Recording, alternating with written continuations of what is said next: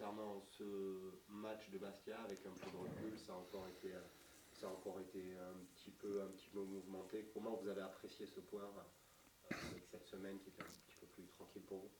Disons que sur le match de la semaine dernière, après notre égalisation, c'est vrai qu'il y a eu quelques tensions et c'était important sur cette période-là, après ces tensions-là, qu'on reste connecté à la partie et qu'on soit cohérent dans ce qu'on avait à faire. Et on a été bien, on a été discipliné sur la fin de match. On aurait pu, avec un peu plus de justesse, peut-être même faire la différence. Mais après, satisfait d'avoir pris un point la semaine dernière parce qu'au vu de la première mi-temps, particulièrement de la 15e à la 35e minute, on aurait pu rentrer à la mi-temps avec un score un peu plus élevé contre nous.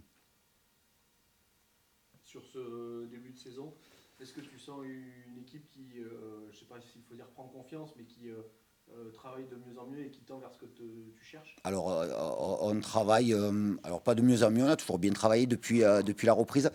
Après, on connaît la période, quoi. On sait que effectivement, Tyrick était titulaire la semaine dernière, il part dans la semaine. On a deux joueurs qui nous ont rejoint cette semaine, donc Cherfal et Omar Sissoko.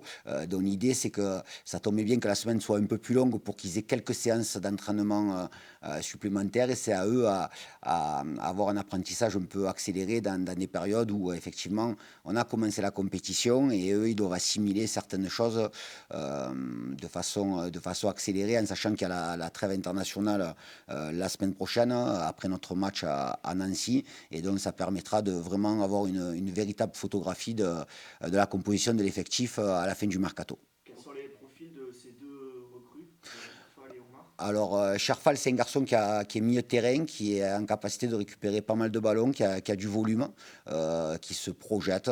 C'est quelqu'un qui met de l'impact. Ça reste un jeune joueur, quelqu'un qui a une bonne frappe de balle. Malheureusement, hier, il a frappé un peu trop, donc il s'est fait une légère blessure à l'adducteur.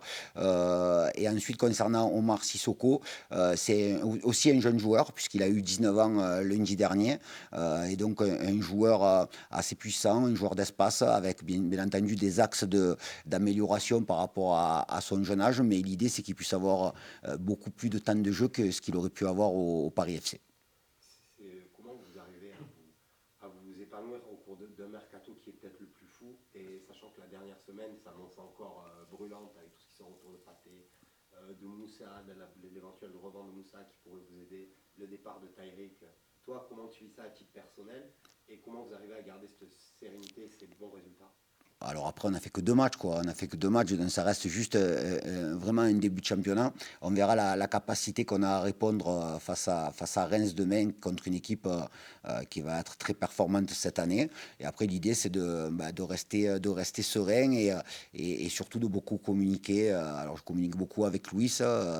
On se voit tous les jours et donc je sais ce qui peut se passer et il faut rester focalisé. Moi, je reste focalisé sur les joueurs qui sont à ma disposition dans la préparation du match qui arrive, quoi. Donc, c'est des choses on savait que ça pouvait arriver et ça arrive. Et on sait aussi que les 10 derniers jours, mais ça ne concerne pas que nous, ce sont des journées très importantes. C'est dur d'établir des connexions, non? Surtout offensives, quand on a comme ça le secteur Ouais, qui est mouvant. ouais, ouais.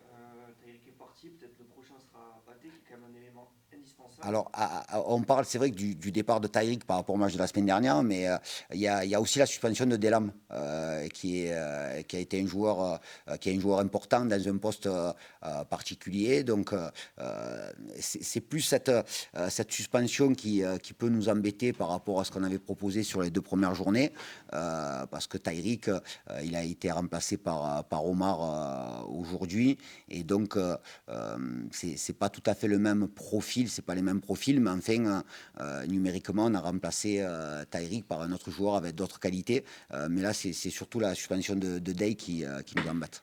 Justement, par rapport à Daylam, on s'est vite aperçu de son impact et de ses progrès qui sont énormes en 6. Seulement, on a vraiment l'impression que c'est un gars qui peut prendre 3, 4 cartons par saison. Comment tu arrives à juger? Ouais, c'est un axe bien entendu d'amélioration, en sachant que là, ce carton, c'est Day qui l'a pris, mais je pense que ça aurait pu être un autre joueur. C'est pas dans le jeu, mais quoi qu'il en soit, effectivement, c'est des discussions qu'on a ensemble. Et quand on parle de gestion des émotions, lui, on demande souvent à des joueurs d'augmenter leur engagement et leur agressivité. Lui, il faut un peu qu'il rétrograde de temps en temps. Mais c'est mieux de partir de ce constat-là plutôt que l'inverse.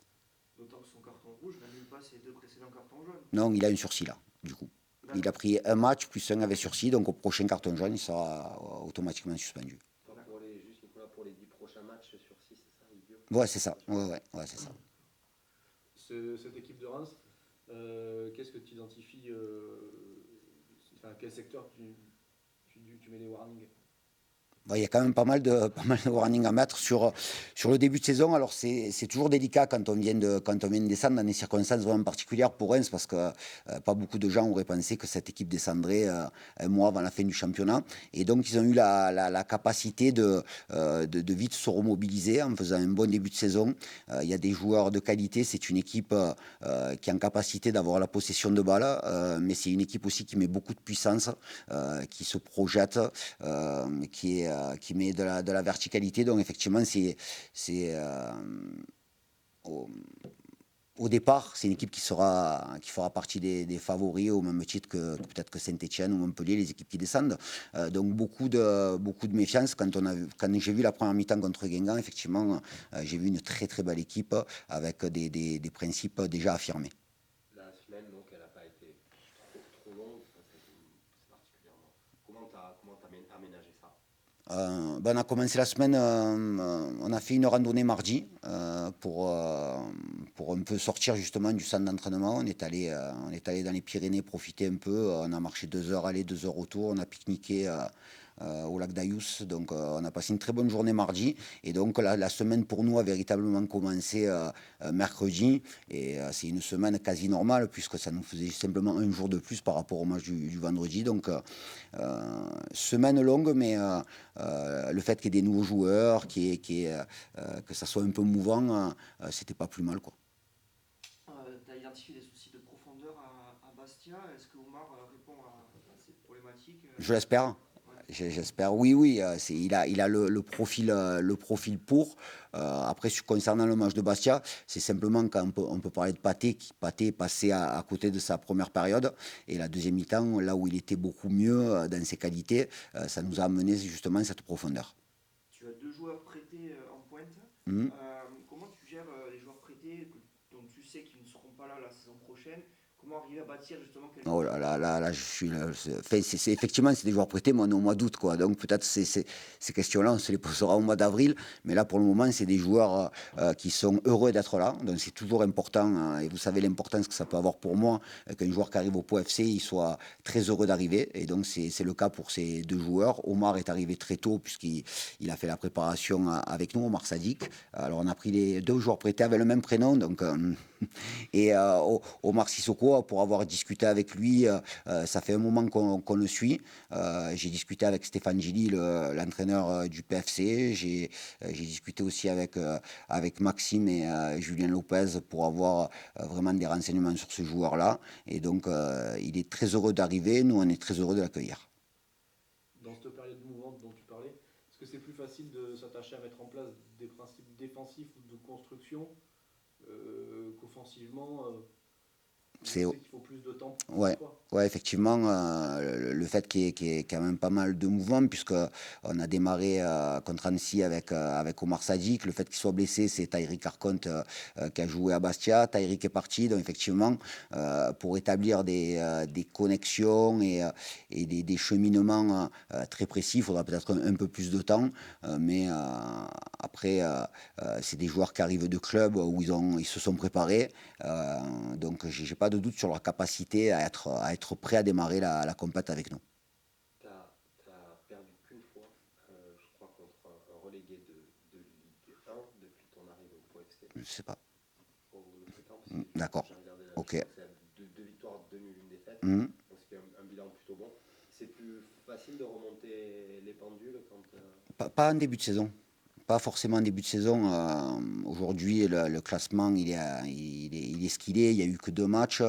Donc, ce genre de ressort, on peut les utiliser à la 22, 23, 24e journée quand une équipe est vraiment haut placée. Mais l'expérience de Malherbe l'année dernière nous fait dire que, effectivement, on joue contre une grosse équipe qui vient de descendre. Mais c'est surtout une équipe qui a démarré son championnat de façon pertinente, quoi, parce qu'ils ont fait un très bon match à Amiens et ils se font égaliser dans les dernières secondes. Et la semaine dernière contre Guingamp, ils ont vraiment maîtrisé les débats et ils ont été performants. Donc c'est plus ça qui me fait dire qu'on va jouer contre une équipe de grande qualité.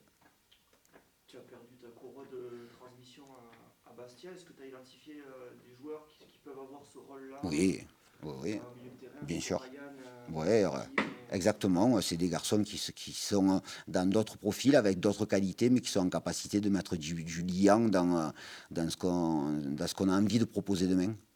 Et Tidjane, vous avez des nouvelles? Il a fait une bonne préparation. Ouais, alors il est toujours en réat. C'est vrai que c'est un garçon qu'on connaît bien depuis maintenant pas mal de temps. Et effectivement, l'objectif pour ce jeune joueur, c'est d'abord de gagner en fiabilité et de ne plus être embêté par les nombreux pépins qu'il peut avoir, quoi. Est-ce que tu as discuté un petit peu avec le coach? Tu es le joueur le plus expérimenté. Est-ce que tu sens que ton statut change? On va dire, tu montes dans la hiérarchie, on va dire? On va dire qu'au fil des années, je sens que j'ai un peu plus d'expérience. Là, honnêtement, je sens vraiment que je fais partie vraiment des anciens pour le coup. Et je le ressens aussi vis-à-vis des autres joueurs qui, de suite, quand ils arrivent, qu'ils ont des questions, ils s'adressent plus souvent à moi, j'ai envie de dire. Donc ouais, voilà, je le redis, on a ce rôle-là, nous les anciens, de mettre tout le monde à l'aise dès le début et de les accompagner, les encadrer du mieux possible. Ça te plaît toi d'avoir ce rôle-là? Parce que finalement, tu es un petit peu moins focus sur toi de cette manière-là, par le fait que tu dois être un petit peu plus ouvert aux autres, quoi. Franchement, ça se fait naturellement. Ça se fait naturellement. Ça me dérange pas du tout. Et j'essaie de le faire du mieux possible. Mais honnêtement, je calcule pas. C'est des choses qui sont tout à fait naturelles pour moi. Est-ce que tu es d'autant plus investi, Steve, que tu as fait des choix forts pour rester? Tu as été l'année dernière le seul ou quasiment en cours de saison à prolonger. Il y a une vraie histoire d'amour aujourd'hui. Tu te sens vraiment pas loin? Oui, clairement. Au PFC, je me sens vraiment chez moi. Je me sens très très bien ici. Ma famille se sent bien. Ouais, franchement, je me sens vraiment pas loin à 100%. Et même si ma famille est plus du côté de Montpellier, mais en termes de football, bien sûr, je me sens ici chez moi. Dans l'effectif aussi, pas mal de Méditerranéens en plus. Donc je pense qu'il doit retrouver un peu les accents de la maison. Oui, c'est vrai que de ce côté-là, ça fait plaisir aussi de retrouver des personnes qui viennent un peu du sud. Donc de suite, on a accroché, on a eu un bon feeling et tant mieux. Ce dernier match à Bastia, comme l'an passé, vous avez prouvé que vous aviez des nerfs assez solides. Est-ce que ça jette les bases d'une bonne saison, d'une saison tout aussi solide? Oui, on s'attendait, hein, un match un peu particulier, mais on a fait abstraction un peu du contexte. On s'est focalisé à fond sur notre match. Et bien sûr que de performer, de ramener un point dans ce genre de match, ça peut que nous conforter, tous ensemble. Maintenant, l'objectif, c'est de bonifier ce match nul dès demain à domicile. Justement, face à un Cador, ça crée quelque chose de supplémentaire dans l'envie, dans la préparation, ça? Ouais, c'est toujours plus motivant de jouer. On va dire que Reims, ça fait partie des grosses écuries de ce championnat. Donc ouais, la motivation, elle vient naturellement, même s'il faut l'avoir pour tous les matchs. Mais bien sûr, ça rajoute un petit truc. Ici, à domicile, devant notre public, on a envie de faire un gros match et d'aller chercher un résultat. Vous avez toujours réussi face aux relégués de Ligue 1. Je crois que sur les 4 derniers matchs depuis que Nico Usaï est arrivé, sur les 5 matchs, vous avez pas perdu 4, vous avez des victoires en 3. Comment t'expliques que vous réussissez plutôt bien? Ça s'expliquait peut-être aussi par le fait qu'on sait que c'est des grosses équipes, que ça se joue au détail. Je pense qu'inconsciemment, on doit peut-être élever le curseur dans tout ce qu'on fait. Et au final, c'est vrai qu'on arrive à chaque fois à poser des problèmes à ce genre d'équipe, surtout chez nous, à la maison, avec notre public qui est formidable à chaque fois. On se sent vraiment poussé, on s'est vraiment aidé sur le terrain.